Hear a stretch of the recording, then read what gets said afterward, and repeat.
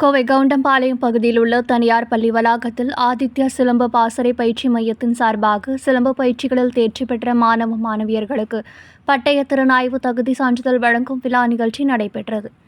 கோவை கவுண்டம்பாளையம் பகுதியில் ஆதித்யா சிலம்ப பாசறை என்னும் சிலம்ப பயிற்சி மையம் கடந்த 3 தலைமுறைகளாக செயல்பட்டு வருகிறது.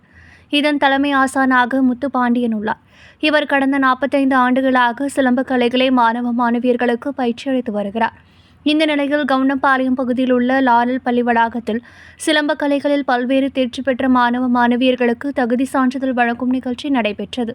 இதில் சிறப்பு விருந்தினராக லாரல் பள்ளியின் நிர்வாக இயக்குநர் அபிஷேக் பால் ஜாக்சன் மற்றும் ஆதித்யா சிலம்ப பாசறையின் தலைமை ஆசான் முத்துப்பாண்டியன் ஆகியோர் கலந்து கொண்டு தற்பொழுது சிலம்ப கலைகள் 9 நிலைகளாக பிரிக்கப்பட்டு அந்தந்த பாடத்திட்டங்களில் மாணவ மாணவியர்களுக்கு போட்டிகள் நடைபெற்றது.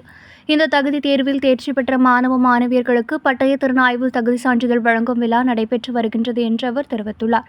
இந்நிகழ்ச்சியில் ஆதித்யா ஸ்போர்ட்ஸ் கிளப் தலைவர் சரண், ஆதித்யா ஸ்போர்ட்ஸ் கிளப் செயலாளர் அரவிந்தன், பொருளாளர் முரளி மற்றும் ஆறுமுகம், சாந்தபிரகாஷ், கோவை சாதிக், கடமை ரவிகாந்தன் உள்ளிட்ட பலர் கலந்து கொண்டனர் என்பது குறிப்பிடத்தக்கது.